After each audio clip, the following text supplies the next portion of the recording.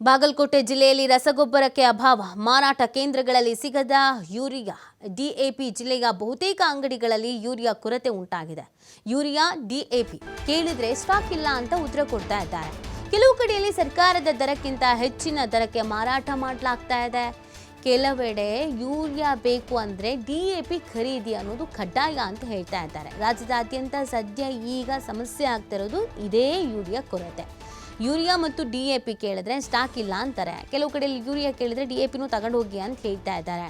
ಇದರಿಂದ ರಾಜ್ಯದ ರೈತರಿಗೆ ಸಹಜವಾಗಿಯೇ ಸಮಸ್ಯೆ ಅನ್ನೋದು ಎದುರಾಗ್ತಾ ಇದೆ. ಕೆಲವು ಗೊಬ್ಬರದ ಅಂಗಡಿಗಳ ಮುಂಭಾಗದಲ್ಲಿ ಸಾಲು ಗಟ್ಟಿ ರೈತರು ನಿಂತಿದ್ದಾರೆ. ಕೆಲವು ಕಡೆಯಲ್ಲಿ ಕ್ಲೋಸ್ ಮಾಡಿಬಿಟ್ಟಿದ್ದಾರೆ. ಇಲ್ಲ, ನಮ್ಮಲ್ಲಿ ಖಾಲಿ ಆಗಿದೆ ಅಂತ ಹೇಳಿ ಕಳಿಸ್ತಾ ಇದ್ದಾರೆ. ಇದರಿಂದ ರೈತರು ಕಂಗಾಲಾಗಿದ್ದಾರೆ. ಅಸಮಾಧಾನವನ್ನು, ಆಕ್ರೋಶವನ್ನು ವ್ಯಕ್ತಪಡಿಸ್ತಾ ಇದ್ದಾರೆ. ನಮಗೆ ಹೀಗೆ ಆದರೆ ಬೆಳೆ ಬೆಳೆಯೋದು ಹೇಗೆ ಅಂತ ಪ್ರಶ್ನಿಸ್ತಾ ಇದ್ದಾರೆ. ಇವತ್ತು ಬಿಜೆಪಿ ಒಂದು ಕಡೆಯಲ್ಲಿ ಪ್ರತಿಭಟನೆಯನ್ನು ಬೇರೆ ಹಮ್ಮಿಕೊಂಡಿದೆ. ಮಾರಾಟ ಕೇಂದ್ರಗಳಲ್ಲಿ ಯೂರಿಯಾ ಅನ್ನೋದೇ ಇಲ್ಲ, ಆದರೆ ಕಾಳಸಂತೆಯಲ್ಲಿ ಮಾರಾಟ ಆಗ್ತಾ ಇದೆಯಂತೆ. 1 to ಡಬಲ್ ರೇಟಿಗೆ ಮಾರಾಟ ಮಾಡ್ತಾ ಇದ್ದಾರೆ ಅಂತ ಕೂಡ ಕೆಲವರು ಅಸಮಾಧಾನವನ್ನು ವ್ಯಕ್ತಪಡಿಸ್ತಾ ಇದ್ದಾರೆ. ಇದೀಗ ರೈತರಿಗೆ ಏನು ಮಾಡಬೇಕು ಅನ್ನೋದು ಗೊತ್ತಾಗ್ತಾ ಇಲ್ಲ. ಈ ಗೊಬ್ಬರ ಎಲ್ಲ ಮಾರಾಟ ಮಾಡುವ ಅಂಗಡಿಗಳ ಮುಂದೆ ಹೋಗಿ ಕ್ಯೂ ನಿಂತ್ಕೊಳ್ತಾ ಇದ್ದಾರೆ. ಕೆಲವು ಕಡೆಯಲ್ಲಿ ಕಾಯ್ಕೊಂಡು ಕೂತಿದ್ದಾರೆ. ಇನ್ನು ಕೆಲವು ಕಡೆಯಲ್ಲಿ ಬೀಗ ಹಾಕಿರೋದನ್ನು, ಕ್ಲೋಸ್ ಮಾಡಿರೋದನ್ನು ನೋಡಿ ವಾಪಸ್ ಹೋಗ್ತಾ ಇದ್ದಾರೆ. ಒಟ್ಟಿನಲ್ಲಿ ರೈತರು ಸಂಕಷ್ಟವನ್ನು ಎದುರಿಸುವಂಥ ಪರಿಸ್ಥಿತಿ ನಿರ್ಮಾಣ ಆಗಿದೆ. ಇನ್ನು ಬಾಗಲಕೋಟೆ ಜಿಲ್ಲೆಯ ಬಹುತೇಕ ಕಡೆಯಲ್ಲಿ ಇದೇ ಥರದೊಂದು ವಾತಾವರಣ ಇದೆ. ಗೊಬ್ಬರ ಕೇಳ್ಕೊಂಡು ಹೋದರೆ ಸ್ಟಾಕ್ ಇಲ್ಲ ಅಂತ ಹೇಳಿ ಕಳಿಸ್ತಾ ಇದ್ದಾರಂತೆ. ಆ ಥರದೊಂದು ವಾತಾವರಣ ನಿರ್ಮಾಣ ಆಗಿದೆ. ಹಾಗಾಗಿ ನಮಗೆ ಗೊಬ್ಬರ ಬೇಕು ಅಂದರೆ ಎಲ್ಲಿಗೆ ಹೋಗಬೇಕು, ಯಾರ ಬಳಿ ಕೇಳಬೇಕು, ಈಗೇನು ಮಾಡೋದು ಅಂತ ಪ್ರಶ್ನಿಸ್ತಾ ಇದ್ದಾರೆ ರೈತರು. ಬಾಗಲಕೋಟೆ ಜಿಲ್ಲೆಯಲ್ಲಿ ರೈತರಿಗೆ ಯೂರಿಯಾ ಹಾಗೂ ಡಿಎಪಿ ಗೊಬ್ಬರದ ಕೃತಕ ಅಭಾವವನ್ನು ಸೃಷ್ಟಿಯಾಗ್ತಾ ಇದೆ.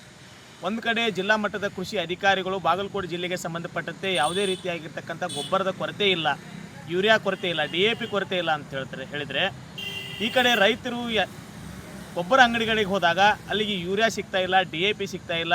ಕೆಲವು ಅಂಗಡಿಗಳಲ್ಲಿ ಡಿಎಪಿಗೆ 1350 ಇದ್ದರೆ 1600-1700 ರೂಪಾಯಿಗೆ ಮಾರಾಟ ಮಾಡುವಂಥ ವ್ಯವಸ್ಥೆ ನಮ್ಮ ಜಿಲ್ಲೆಯಲ್ಲಿ ನಡೀತಾ ಇದೆ. ಹೀಗಾಗಿ ಇದು ಅಧಿಕಾರಿಗಳ ಲೋಪದೋಷವೋ, ಸರ್ಕಾರದ ಲೋಪದೋಷವೋ, ಅಥವಾ ಕೇವಲ ಕಾಗದದಲ್ಲಿ ಮಾತ್ರ ಜಿಲ್ಲೆಯಲ್ಲಿ ಸಂಬಂಧಪಟ್ಟಂತೆ ಯೂರಿಯಾ ಮತ್ತು ಡಿಎಪಿ ಗೊಬ್ಬರ ಸಾಕಷ್ಟು ಪ್ರಮಾಣದಲ್ಲಿ ಇದೆ ಅಂತೇಳಿ ಎಲ್ಲೋ ಒಂದು ಕಡೆ ಇದು ರೈತರಿಗೆ ವಂಚನೆ ಮಾಡುವಂಥ ಕೆಲಸ ನಮ್ಮ ಜಿಲ್ಲೆಯಲ್ಲಿ ನಡೀತಾ ಇದೆ.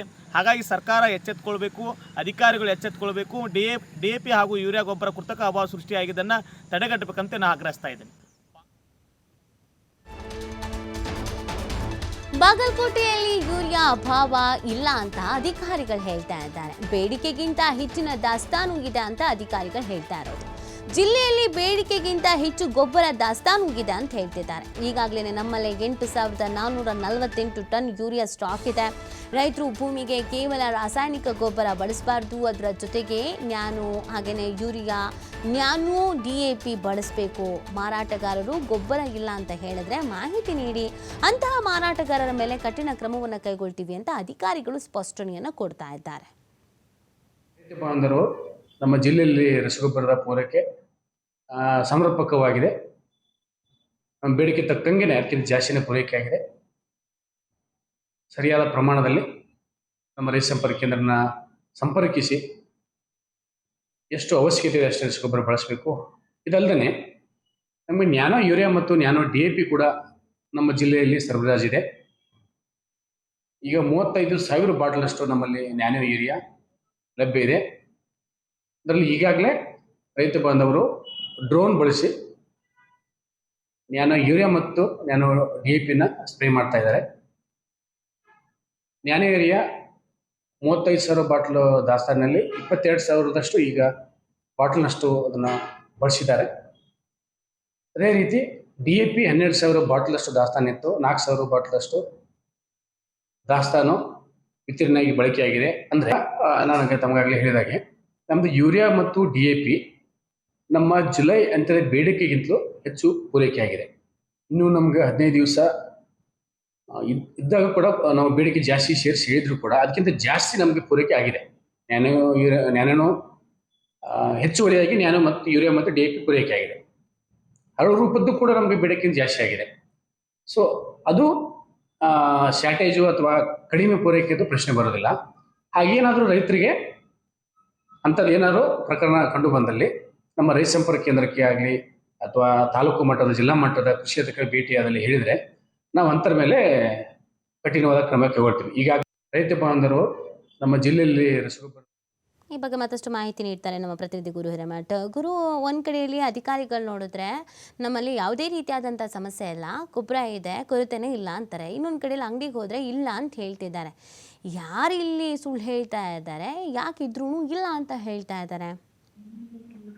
ನಿಜಕ್ಕೂ ಅಂದ್ರೆ ಇತ್ತೀಚಿನ ದಿನಗಳಲ್ಲಿ ರಸಗೊಬ್ಬರ ಕೊರತೆ ಅತಿ ಹೆಚ್ಚು ಕಂಡು ಬರ್ತಿರುವಂತದ್ದು. ಪ್ರಮುಖವಾಗಿ ಈಗಾಗಲೇ ಅಂಗಡಿ ಮುಗ್ಗಟ್ಟುಗಳಲ್ಲಿ ಸರತಿ ಸಾಲಿನಲ್ಲಿ ನಿಂತಿರುವಂತಹ ಉದಾಹರಣೆಗಳು ಕೂಡ ಉಂಟು. ಆದ್ರೆ ಬಾಗಲಕೋಟೆ ಜಿಲ್ಲೆಯಲ್ಲಿ ಅತಿ ಹೆಚ್ಚು ಕೃತಕ ಗೊಬ್ಬರದ ಅಭಾವ ಉಂಟಾಗಿದೆ ಅಂತಕ್ಕಂಥದ್ದು ರೈತರು ಹೇಳ್ತಿರುವಂತದ್ದು. ಅಂದ್ರೆ ಪ್ರಮುಖವಾಗಿ ರಸಗೊಬ್ಬರವನ್ನ ತರಲಿಕ್ಕೆ ಹೋದಂತ ಸಂದರ್ಭದಲ್ಲಿ ಒಂದ್ ಕಡೆ ಸ್ಟಾಕ್ ಇದೆಯಾ ಅಥವಾ ಇಲ್ಲ ಅನ್ನೋದು ಸ್ಪಷ್ಟವಾಗಿ ಹೇಳ್ತಾ ಇಲ್ಲ ಅನ್ನೋದು ಇಲ್ಲಿಯ ರೈತರು ಒಂದು ಹೇಳ್ತಿರುವಂತದ್ದು. ಅಂದ್ರೆ ಏನು ಯೂರಿಯಾ ಗೊಬ್ಬರವನ್ನ ಕೇಳಿದ್ರೆ ಅದಕ್ಕೆ ನ್ಯೂನ್ಯ ರಸ ತೈಲವನ್ನ ಯೂಸ್ ಮಾಡ್ಕೊಂಡು ನೀವು ರಸಗೊಬ್ಬರವನ್ನ ತೆಗೆದುಕೊಂಡ್ರೆ ಮಾತ್ರ ನಿಮಗೆ ಯೂರಿಯಾ ಗೊಬ್ಬರವನ್ನ ನೀಡ್ತೀವಿ ಅಂತಕ್ಕಂಥದ್ದ ಸಬೂಬನ್ನ ಇಲ್ಲಿ ಅಂಗಡಿ ಮಾಲೀಕರು ಹೇಳ್ತಿರುವಂತದ್ದು. ಅಂದ್ರೆ ಪ್ರಮುಖವಾಗಿ 1300 ಇರ್ತಕ್ಕಂತ ಯೂರಿಯಾ ಗೊಬ್ಬರವನ್ನ ಅತಿ ಹೆಚ್ಚು ಅಂದ್ರೆ 1600 1700 ಬಳಸ್ಕೊಂಡು ಯೂರಿಯಾ ಗೊಬ್ಬರವನ್ನ ಮಾರಾಟ ಮಾಡುವಂತ ಜಾಲ ಒಂದ್ ಕಡೆ ಆದ್ರೆ, ಇಲ್ಲಿ ಅಂಗಡಿ ಮುಗ್ಗಟ್ಟುಗಳಲ್ಲಿ ಸಿಗಬೇಕಾದಂತ ಪ್ರತಿಯೊಂದು ಸರ್ಕಾರದಿಂದ ಸಿಗಬೇಕಾದಂತದ್ದು ರೈತರಿಗೆ ಅಲ್ಲಿ ಸಿಗಬೇಕಾದಂತ ರಸಗೊಬ್ಬರ ಅಲ್ಲಿ ಸರ್ಕಾರ ವೆಚ್ಚ ಏನಿರುತ್ತೆ ಆ ವೆಚ್ಚದ ಪ್ರಕಾರವಾಗಿ ಗೊಬ್ಬರವನ್ನ ನೀಡಬೇಕನ್ನೋದು ಇಲ್ಲಿಯ ರೈತರು ಒಂದು ಕಡೆ ಆಗ್ರಹ. ಆದ್ರೆ ಪ್ರಮುಖವಾಗಿ ಇಲ್ಲಿ ರಸಗೊಬ್ಬರ ಸ್ಟಾಕ್ ಇದೆ ಅಂತಕ್ಕಂಥ ಸಬೂಬನ್ನ ಇಲ್ಲಿ ಅಧಿಕಾರಿಗಳು ನೀಡ್ತಿರುವಂತದ್ದು. ಅಂದ್ರೆ ಪ್ರಮುಖವಾಗಿ ಈಗಾಗಲೇ 8448 ಟನ್ ಅಷ್ಟು ನಾವು ಈಗಾಗಲೇ ರಸಗೊಬ್ಬರವನ್ನ ನೀಡಿದ್ವಿ. ನಮ್ದು ಯಾವುದೇ ರೀತಿಯಾಗಿ ಇಲ್ಲಿ ರಸಗೊಬ್ಬರ ಕೊರತೆ ಇಲ್ಲ ಅಂತಕ್ಕಂಥದ್ದನ್ನ ಈಗಾಗಲೇ ಕೃಷಿ ಅಧಿಕಾರಿಗಳು ಹೇಳ್ತಿರುವಂತದ್ದು. ಅಂದ್ರೆ ಕೃಷಿ ಅಧಿಕಾರಿಗಳು ಹೇಳಿದ್ರೆ ಇಲ್ಲಿ ರಸಗೊಬ್ಬರ ಯಾಕೆ ಸಿಗ್ತಾ ಇಲ್ಲ ನಮಗೆ, ಅಲ್ಲಿ ನಮಗೆ ಸಿಗಬೇಕಾದ ರಸಗೊಬ್ಬರ ಇಂದು ಬಾ ನಾಳೆ ಬಾ ಅನ್ನುವಂತ ಪರಿಸ್ಥಿತಿ ಇಲ್ಲಿಯ ಅಂಗಡಿಗಾರರು ಹೇಳ್ತಿರುವಂತದ್ದು. ಅದರಲ್ಲಿ 300 ರಿಂದ 400 ರೂಪಾಯಿದಷ್ಟು ಹೆಚ್ಚಿಗೆ ಹಣವನ್ನ ನೀಡಿ ನಾವು ರಸಗೊಬ್ಬರವನ್ನ ತೆಗೆದುಕೊಳ್ಬೇಕಾಗತ್ತೆ. ಇಲ್ಲಿ ಕೃತಕವಾಗಿಯೂ ಏನು ರಸಗೊಬ್ಬರ ಕೊರತೆ ಆಗಿದೆ ಇದನ್ನ ನಿಭಾಯಿಸುವಂತ ಕೆಲಸವನ್ನ ಮಾಡ್ಬೇಕು ಅನ್ನೋದು ಇಲ್ಲಿಯ ರೈತರು ಹೇಳ್ತಿರುವಂತದ್ದು. ಅಂದ್ರೆ ಪ್ರಮುಖವಾಗಿ ಇಲ್ಲಿಯ ಬರೇ ಹಾಳೆಯಲ್ಲಿ ಮಾತ್ರ ರಸಗೊಬ್ಬರವನ್ನ ನೀಡಿದ್ರ ಅನ್ನುವಂತ ಪ್ರಶ್ನೆಯನ್ನ ರೈತರು ಕೂಡ ಮಾಡ್ತಿರುವಂತದ್ದು. ಅಂದ್ರೆ ಪ್ರಮುಖವಾಗಿ ಇಲ್ಲಿಯ ರಸಗೊಬ್ಬರ ಒಂದಲ್ಲ ಎರಡಲ್ಲ, ಇಲ್ಲಿ ಪ್ರಮುಖವಾಗಿ ಅತಿ ಹೆಚ್ಚು ಜಿಲ್ಲೆಗಳಲ್ಲಿ ಇಲ್ಲಿ ರಸಗೊಬ್ಬರ ಕೊರತೆ ಇದೆ. ಹೀಗಾಗಿ ನಾವು ಈ ಬಾರಿ ಮುಂಗಾರು ಮಳೆ ಚೆನ್ನಾಗಿದೆ, ನಾವು ಇಲ್ಲಿಯ ಫಲವತ್ತಾಗಿ ಬರ್ತಕ್ಕಂಥ ಬೆಳೆಗಳಿಗೆ ಇಲ್ಲಿಯ ರಾಸಾಯನಿಕ ಗೊಬ್ಬರವನ್ನ ನೀಡಿ ನಾವು ಇನ್ನಷ್ಟು ಬೆಳೆಗಳನ್ನ ಪಡಿಬೇಕು ಅನ್ನೋ ನಿಟ್ಟಿನಲ್ಲಿ ರೈತರು ಒಂದ್ ಕಡೆ ಹರಸಾಹಸವನ್ನ ಪಡುವಂತ ಪರಿಸ್ಥಿತಿ ನಿರ್ಮಾಣ ಆಗಿರುವಂತದ್ದು. ಅಂದ್ರೆ ಇಲ್ಲಿ ಗೊಬ್ಬರ ಇದ್ರೂ ಕೂಡ ನಮಗೆ ಯಾಕೆ ಕೊಡ್ತಿಲ್ಲ ಅನ್ನುವಂತ ಪ್ರಶ್ನೆ ಉದ್ಭವ ಆಗ್ತಿರುವಂತದ್ದು. ಒಂದ್ ಕಡೆ ನಾವು ಗೊಬ್ಬರ ಇದೆ, ಇಲ್ಲಿ ಸ್ಟಾಕ್ ಇದೆ ಅಂತಕ್ಕಂಥ ಮಾಹಿತಿಯನ್ನ ಹೇಳಿದ್ರೆ ಯಾಕೆ ಇಲ್ಲಿ ಹಣ ಹೆಚ್ಚಿಗೆ ಸಂಪಾದನೆ ಮಾಡುವಂತ ಕೆಲಸ ಇಲ್ಲಿಯ ಅಂಗಡಿಕಾರರು ಮತ್ತು ಇಲ್ಲಿಯ ರಸಗೊಬ್ಬರದ ಮಾಲೀಕರು ಮಾಡ್ತಿದ್ದಾರೆ ಅಥವಾ ಅಧಿಕಾರಿಗಳ ನಿರ್ಲಕ್ಷ್ಯ ಎದ್ದು ಕಾಣ್ತಿದೆ ಅನ್ನುವಂತ ಪ್ರಶ್ನೆ ಇವತ್ತು ರೈತರು ಕೂಡ ಮಾಡ್ತಿರುವಂತದ್ದು. ನೀತಿ ಒಟ್ಟಾರೆಯಾಗಿ ಕೃತಕವಾಗಿ ಗೊಬ್ಬರ ಏನಿದೆ ಅದನ್ನ ರೈತರಿಗೆ ಸಮರ್ಪಕವಾಗಿ ಸಿಗ್ಲಿ ಅನ್ನೋದು ಇಲ್ಲಿ ರೈತರ ಆಸೆ ಆಗಿರುವಂತದ್ದು. Thank you Guru Hiremath.